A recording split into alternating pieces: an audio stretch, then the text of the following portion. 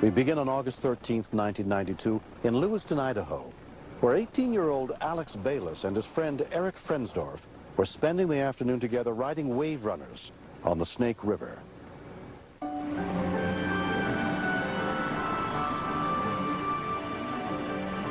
Alex and I, we'd probably known each other since, like, I'd say third grade at least. We always kind of hung out together with all the other guys.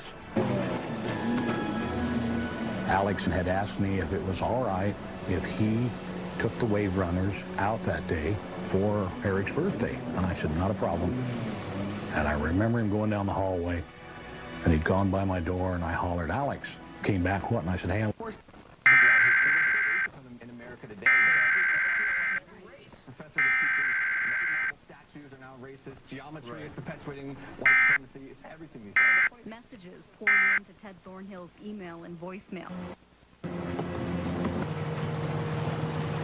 Another group of kids from the same high school were water skiing on the river that afternoon, including 18-year-old Cameron Miller.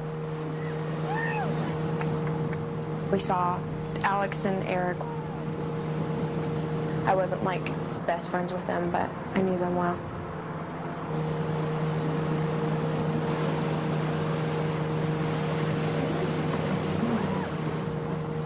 Lauren was water skiing, and they had been behind her, and she had gotten scared because it made her nervous having the people behind her. The river was very calm. There weren't very many people out, and Alex and Eric, they wanted us to go slow to jump the wakes. When you go slow, the wakes of the boat are very large, especially right near the engine.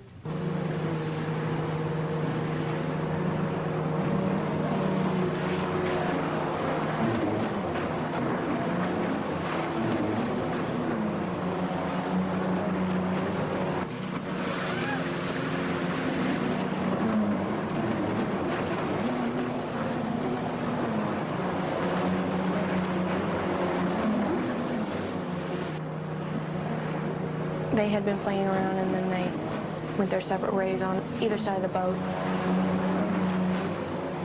circled around and came towards the boat at the same time.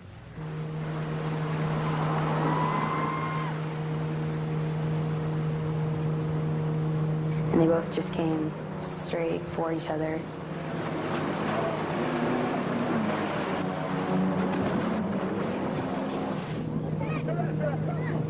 It was so fast. I'd never seen anything like that. I just knew that someone was hurt. There had to be someone hurt. I didn't really realize what had happened at first, and I remember looking over and seeing Alex in the water face down. And I swam over as fast as I could. And I pulled him up out of the water, and there was no breathing whatsoever. And I remember him having blood come out of both ears. And that scared me, and I thought, you know, when I remember seeing that a long time ago and hearing that's for sure brain damage. When 18-year-old Alex Bayless collided with his friend Eric Frensdorf while riding their Waverunners, Alex was left unconscious, floating face down in the river. A group of kids who knew them saw the accident from their boat and rushed over to help.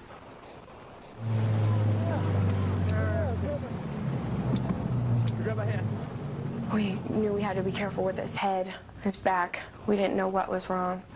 Be careful of his head! We just wanted to be as careful as we could to not hurt him more than he was, because we knew he was very hurt and very on the verge of life and death. While Eric went to find a phone to call for help, Cameron drove Alex to shore. Alex was all blue. He could barely breathe. He was making choking noises. The worst part was not knowing what was wrong with him at the time. When we continue. He had a soft spot in the back of the head.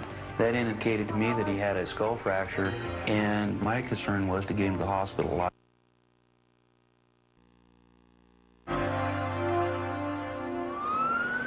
Rescue units with the Clarkston Fire Department were dispatched to the scene, including paramedic Jerry Altmiller. Let's get his neck straight down. His left pupil's blown.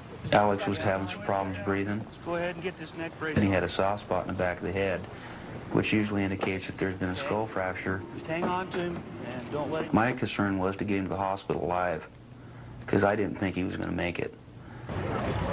18-year-old Alex was admitted to St. Joseph Regional Medical Center in extremely critical condition. His parents, Bob and Joanne, were notified of his accident. It was just like a brick hitting me. And I cried all the way up to the hospital, Lord, please save my son. That's all I could think of was pray for help. Neurosurgeon T. William Hill was called in to treat Alex. It was evidence from the CT scan that he had suffered a very serious head injury.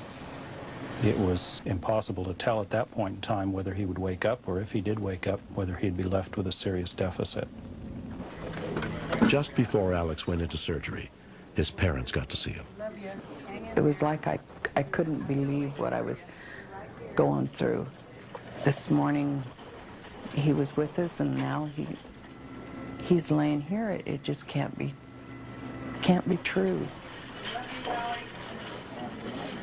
One of the nurses came up and asked us if we had any other family, any sisters or brothers, and we told them yes, and they told us that we should probably get a hold of them.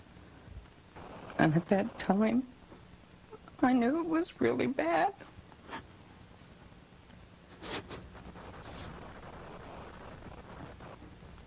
And that we might lose him.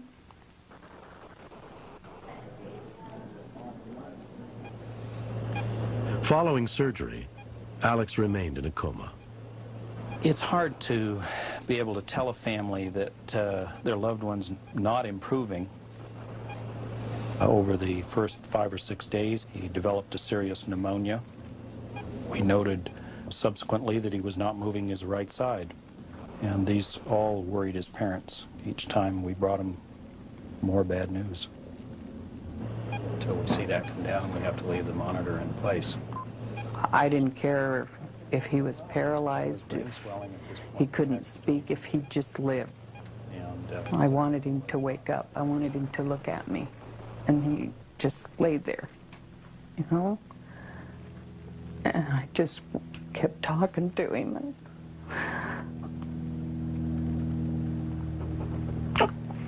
I wanted some kind of reaction. We miss you. And then it was just a waiting game.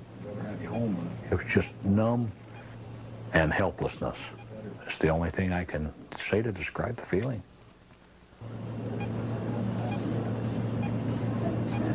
I remember going there to seeing Alex, and I started feeling guilty because of what had happened to him. He's in the hospital right now, and I virtually, nothing really had happened to me. I just remember thinking, why did it happen to him and not me? Then he opened his eyes. I'll never forget that look as long as I live. It was a horrible, distant, empty look.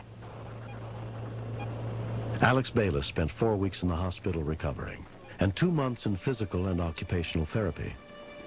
His sister, Bobby Jo, was often at his side. He did have to learn to do a lot of things that he already knew how to do previously over again. But he did it. In the years since the accident, Alex graduated from high school a member of the National Honor Society. But his rehabilitation has been difficult. I remember one time they had me take a test for cognitive retraining, and I couldn't do it. And I called my father from the hospital, and I was crying to him on the phone because I couldn't do it. And I'd tell him, I'd say, I can remember I used to be able to do this. Every once in a while you can see when you're talking to him that he's struggling to remember things. But he really worked hard to get where he is today. I'm so proud of that kid. I'm so proud of Alex that I can't even describe how proud I am of him.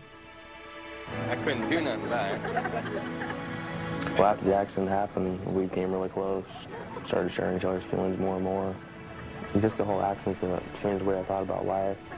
Anything can happen. You could be having fun one time, and snap in a second, and there it is. Everything that happened from the point of the accident forward has been good. From the moment that Eric turned Alex over on his back and saved him from drowning. And it's been good. And we thank everybody for it. Can you shoot your granny shot? Unfortunately, we had to be shown the hard way what a helmet could have done. If you're going to be riding a personal watercraft, you should wear a helmet. Those things are dangerous. They're not just toys out there. People can get hurt on them, even killed. And I'd like people to know that. They might draft me on the Raiders. He's my only brother, but he's still an ornery little turd.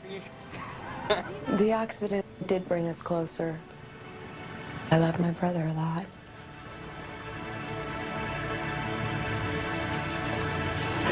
And I'm so glad he's alive. We all are.